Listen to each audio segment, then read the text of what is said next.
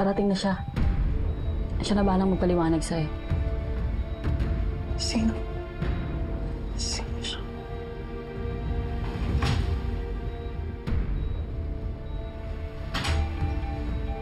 Nurse, iwan mo muna ako.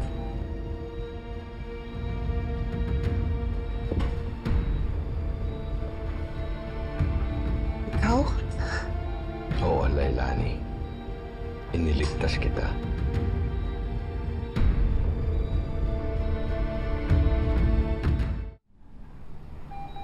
Bakit mo ako niligtas?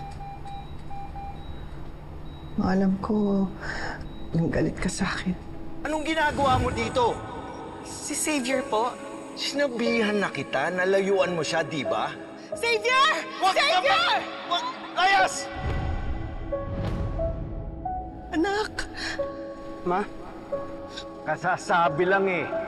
Pero Lu, sakay na sa loob ng auto. Nagalit ako sa'yo sa mahabang panahon.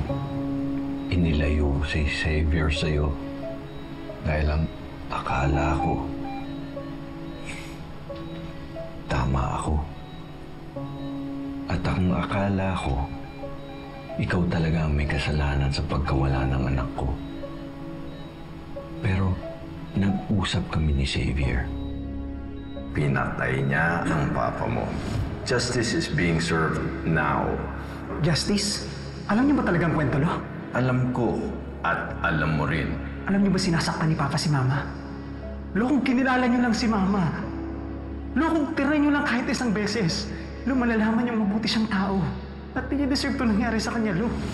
Pinarealize niya sa akin na marami akong pagkakamali. Marami akong pagkukulang sa'yo, Lailani. Sising-sisi ako sa mga ginawa ko. I am sorry. Kaya pinangako ko sa sarili ko na babawi ako sa'yo. Sa inyo ni Xavier, itatama ako ang mga mali ko habang may panahon at pagkakataon pa. Nung may nagtangka sa buhay mo at nung ma-ospital ka, alam kong nasa panganib ka. Ramdam ko na may nagmamanman sa'yo. Pero hindi lang malinaw sa akin kung sino, kung bakit. Kaya nagdesisyon ako. Kailangan protektahan kita.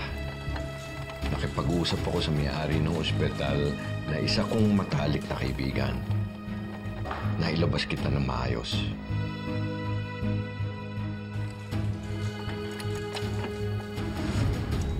Dinala kita rito sa ligtas na lugar dahil alam ko isang araw magigising ka rin at i-explain sa amin ang lahat. Alam po ba ni Xavier? Alam niya bang ligtas ako? Wala siyang alam, Lailani. Isinikreto ko sa kanya para protektahan siya. Dahil kapag nalaman ng mga kaaway mo na alam ni Xavier kung nasaan ka, baka siya ang puntiryahin, saktan o patayin. Kaya nagdesisyon akong isikreto sa kanya. Nagpadala ako ng message sa kanya na sinasabing maayos ang kalagayan mo. Na hindi na niya kailangang mag-alala pa. Si Mama.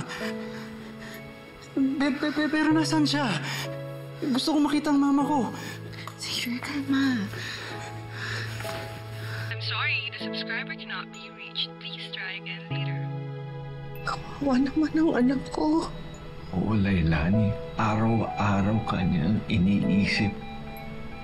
Umaasang isang araw, magsama ulit kayo.